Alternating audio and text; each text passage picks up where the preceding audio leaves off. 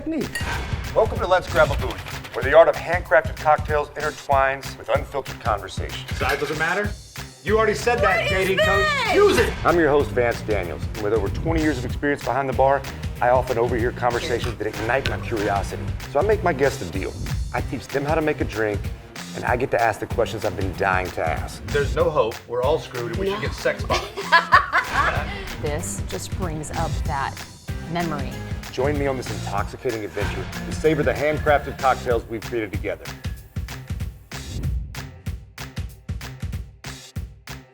Hey, welcome back to Let's Grab a Booth. I'm Vance Daniels.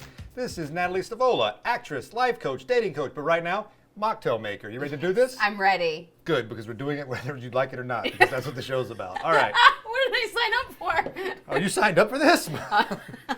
Now they grab me off the streets. That happens. Here you go. Put this on so you don't spill anything. Okay. If you beg for help, you never get to leave. I told you that right before we started filming. Jesus, don't beg for help. Don't This beg is for help. amazing. Ready to do this? I'm ready. Okay. Grab this. It's called a thingamajig. A thingamajig. All right. Shaker tin. Let's put that. Take your small one there. So we're going to do a blueberry mojito. No, because of no alcohol. If you couldn't figure that out, God help you. Let's do this. Grab your small one. Uh-huh. Your mixing tin. The small one. Grab some blueberries. Blueberries. Just use your fingers. Okay. Got these? What do you want to use? You're going to eat them anyway. Yeah, I am. Exactly. Is that for the snack? Is that the snack portion? No, not at all. I might need a little more in here. Yeah? I I thought you were going to mama bird it Is that right in the right? tin. Yeah, that looks great. I thought about it. All right. All right, grab your muddler. Size doesn't matter. You already said that, What is dating coach. this? Use it. You muddle. You pulverize. Just want to get a good paste in this. Yeah, there you go. Work out your anger.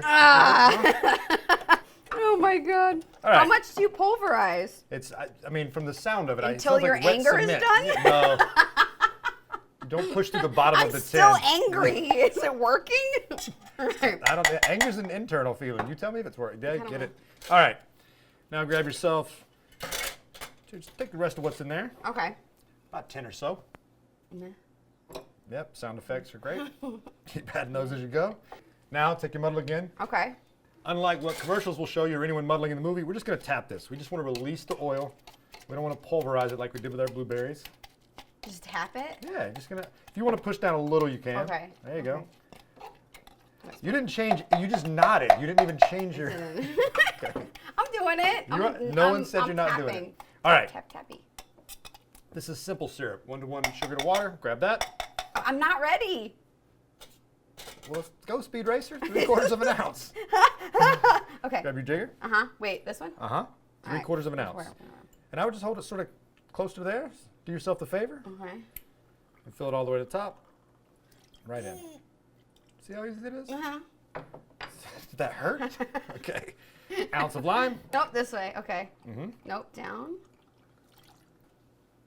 Ha! Did it. Did it. All right. Let's throw some ice in here. May I? Okay. Yep. Yes. Yes, you need it. Okay. All right.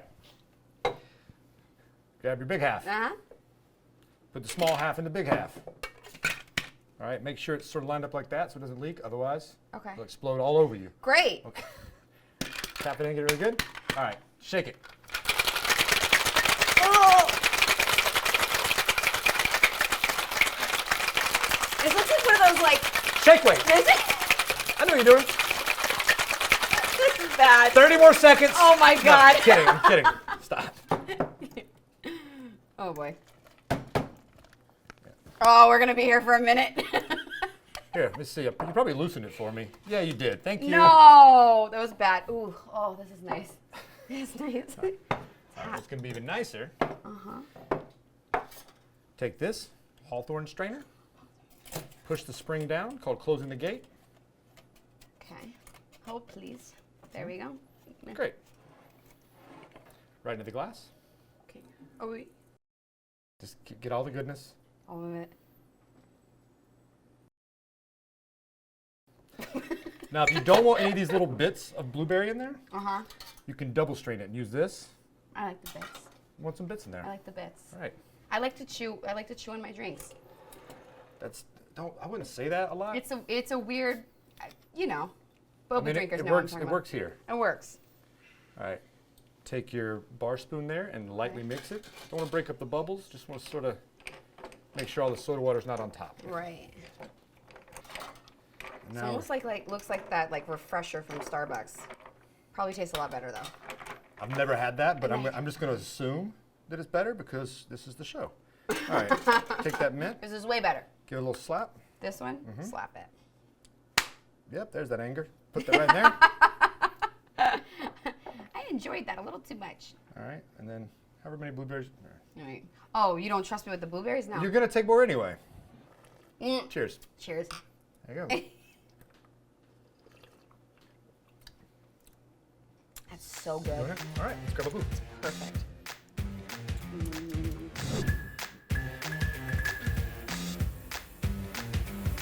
This is fantastic. This Good. is I'm glad you like it. I'm glad that I put more than the minimum effort in. Thank you for that. Sprite and I mint. appreciate that. Doesn't As a take a lot. woman, I appreciate the more than minimal effort. Oh, do guys do that? I mean, I think both people do, men and women. Depends. Where are you from originally? Originally, I'm from Connecticut, and then some of my family moved down to Florida, and then I hightailed it over here as fast as I could. How long did you live in Florida? About 11 to 12 years, 12 years? Okay. Yeah, something like that. So I was like 12 when I moved down, and then another 12 years in Florida, and then out here. You didn't really like Florida though? It wasn't home. I love the ocean.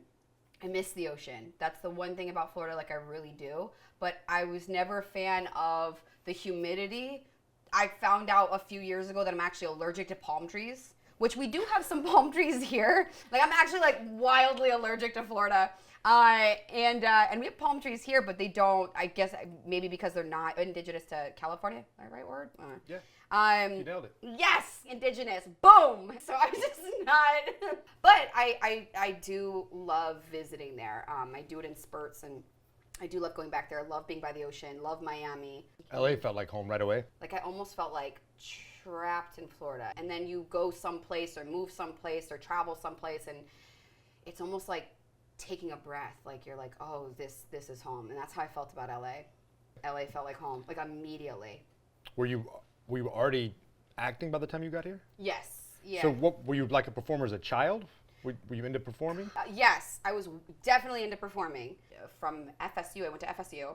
I used to drive 7 hours down to Miami just to go to an audition or do extra work or take an acting class. Like I would drive 7 hours and back just to kind of secretly do this thing that I really love doing. But I come from the Northeast. Well, and actually it's a lot of households that are like this. My family did not want me to be an artist, actually. And that was mostly for their own fears because they didn't want to watch their daughter struggling. They didn't want to watch that. And also, that was something passed on. Since I was kind of told and programmed in that, no daughter of mine and you can't do it, I shut it down and I put it away and I kept it really close to my heart. And I tried to listen to everyone else. I went to college. I tried for a little bit to do micro and macroeconomics and all this other stuff. But instead, I did psychology, I did human behavior. And then everything that I do in my life is very I'm glad that it ties into that. Well, so the bug was always there. Always there. Once bitten. Oh. But FSU has a good program. They do, but I didn't know. I only thought that. So when I was going into college and everything, we don't really get told. I hope that kids now get more information on this. They get it all from this show. Most Oh kids get yeah. their information So from this show. there's a college source now. Actually, after college, I wound up working for this college recruitment company where we would shoot schools, not shoot them, film them. Oh God! Oh boy! Scratch that one. We would film them. We would film schools, and I would travel around the whole country. And there were all these schools that had no idea centered on acting or filmmaking or for the arts. I had no idea. I remember I was sitting at a bar and a friend of mine asked me, she's like, hey, we're about to graduate college. What are you going to do with the rest of your life? And I looked at her and I was finally open about what I wanted. I finally had the cojones to say, I looked at her and I was like, you know what? I'm going to do something that I've always wanted to do. I'm going to be an actor. And she looked at me and she laughed and she goes, I hope you have a backup plan. And that, like, the cool, Wow. I know. Now, at that pivotal moment, faced with everything else in my life, everything that I've ever done is always quit. Always. When I'm faced with something that I'm like, I feel like a burden, I'm not good enough, I'm never going to make it, it's a pipe dream, whatever it is, I always quit. And for some reason in that moment, I looked at her and I was like, I don't know how I'm going to do it, but if I have to figure it out and I have to hustle and I'm not good at it, I will get good at it. And that's when I kind of started the ball rolling of like, you know, luckily there were maybe 2 people in my life, tops, that did believe in me, and that was enough. That was all I needed to start looking up and looking up acting classes and finding out that I wasn't too late. That feeling, I feel like that's so common. We feel that about a lot of things. Oh, so many Too late. things. I've wasted so much time. I'll just settle into this. I'll trade into it. So I can't be a bartender. I can't own a company. No I one can't, says you know, that. No one says that. Well, no, one you says never know, because people can be like, I could never do that. You can be a I don't know if I bartender. can make this again by You myself. can be a bartender. How did you end up picking LA? Why not Chicago? Why not New York? 2 reasons. One, because I just knew that there was really great acting classes here.